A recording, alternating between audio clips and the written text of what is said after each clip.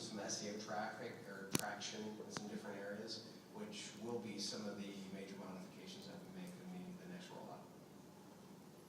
It's Michael Bryan from Hunter.com. Doesn't your success impact adversely the members of this group? The better you do as in your SEO, it adversely impacts members of this group. Possibly. Job boards. Possibly. I mean, it depends. Again, I think as Peter had said, that this is a room full of competitors, correct?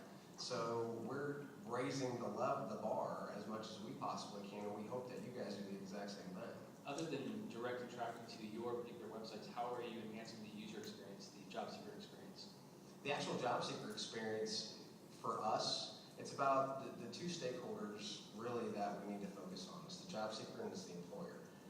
The job seeker doesn't spend time on a .jobs domain, or even take a look at the National Labor Exchange today, or even any of the companies that are currently taking Climber, actually taking some of the feeds from Job Central. If you click on a link, it takes it directly to the corporate website. They apply on the corporate website. That whole process methodology is not going to change.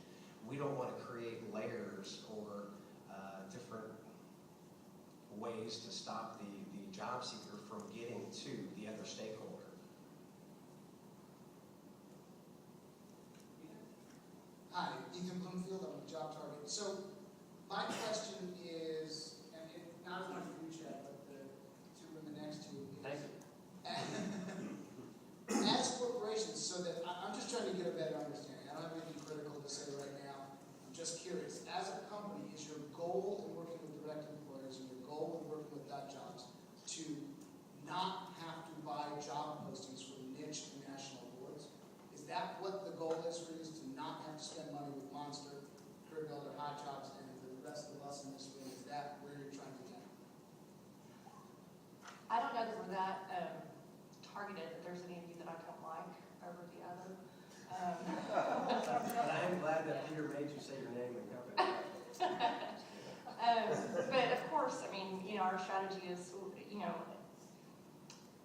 when we do our reviews with our job board vendors, we always have that conversation. My job is not to make you money, okay? And my job is to save my company money. So from that perspective, yes, I'm always going to be looking for ways to see how I can create more efficiencies and do it at less spend. And that's going to be my overall goal. It's not going to be so specific that I want to kick a certain board off of my strategy each year, or something at that level.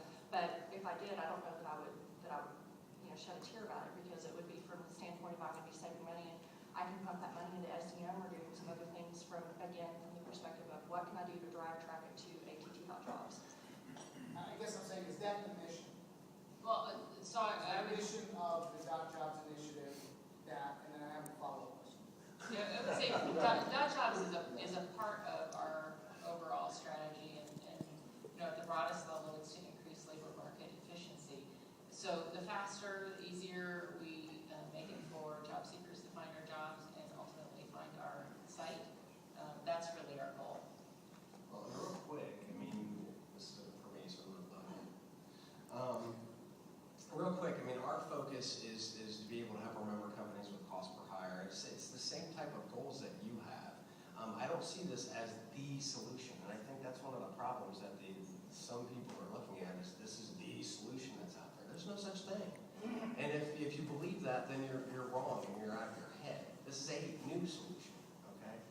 So what you need to look at is how are we going to continue to push each other to evolve to ensure that these fine ladies get the best ROI available. Because at the end of the day, if you're providing great return on investment and low cost per hire, nobody's going to get rid of you. So if you're worried about that, then maybe you need to look at your current plan.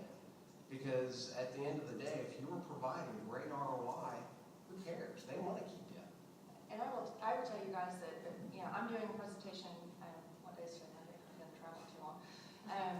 Tomorrow afternoon, and one of the things that I'm going to be speaking to is kind of the evolution of what our strategy has been over the last year, and particularly what our media strategy and social engagement and the tools that we've done, and how we measure cost per hire, and what on a very high level, what we look at from an efficiency perspective. And it's all of us.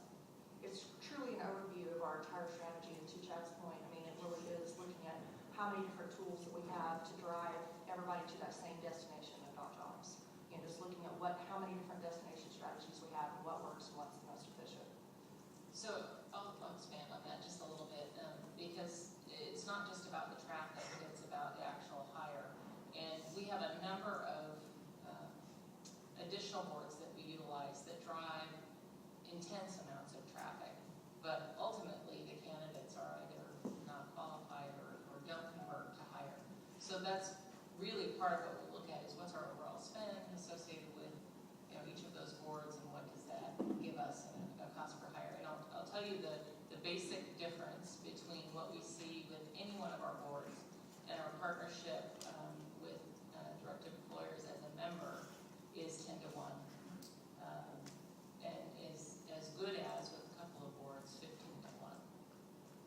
So for us it's really about, can we get hires faster, better, cheaper? And I actually don't have any problem with what you just said. Hey, you're Well, right. Ethan's loud. Hello? I actually don't have a problem with what you just said, whether I should or shouldn't. But, so my follow-up question then is, I understand that your goal is to get faster, better, cheaper. This is another way, another avenue to get candidates into the pipeline, that's fine. I would say that where I remain concerned about the plan is, when do you, Chad, decide that you don't like Todd's job board, so you launch accountingjobstoday.jobs? And how are you going to deal with that as competitors? Because that's not a comfortable place for you to compete.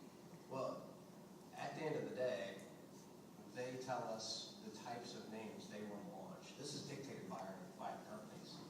And I'll even look at Carrie here for a second, because we were looking at many different ways to utilize these names, and we start talking about special interest groups. And Carrie automatically started saying, well, what about these different names? Can we start looking at using these different names, and how should we use them? So, I mean, the beautiful part about this is it actually starts a discussion at one of the stakeholders. I mean, and that's the part where I understand what you're saying. How do we ensure that you guys don't look You at don't have to, but you have to be careful with things like trademark.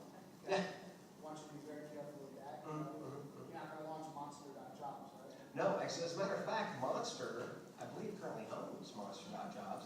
And if they're using that, and here's another scenario, if they're using that for hiring Monster or Monster employees, then those jobs should be in the .jobs universe, period. Okay? This is about being able to create really an area where every job seeker can go and find the jobs, whether it's going to a niche site, they go to one of these sites. Again, it's a part of the solution. It's not the solution.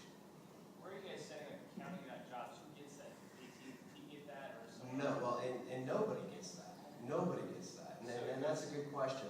What happens is we actually have that platform running up underneath it, so that if somebody types in accounting.jobs, then they only receive accounting jobs. It dumps right into a query that just has accounting jobs. So to get your job in there, none of us can get our jobs in there. Not as job boards, because there's one of the things that we have to take a look at is with the National Labor Exchange, and one of the reasons why Employment Media came to us is that we go through super vetting processes, whether it's through indexing only corporate sites, or if it's going and getting jobs from state workforce agencies. And if you've ever put a job into a state workforce agency, there's a ton of vetting that goes through there. So we want to be able to go through those vetting processes to ensure we're not getting duplicates, old jobs, et cetera.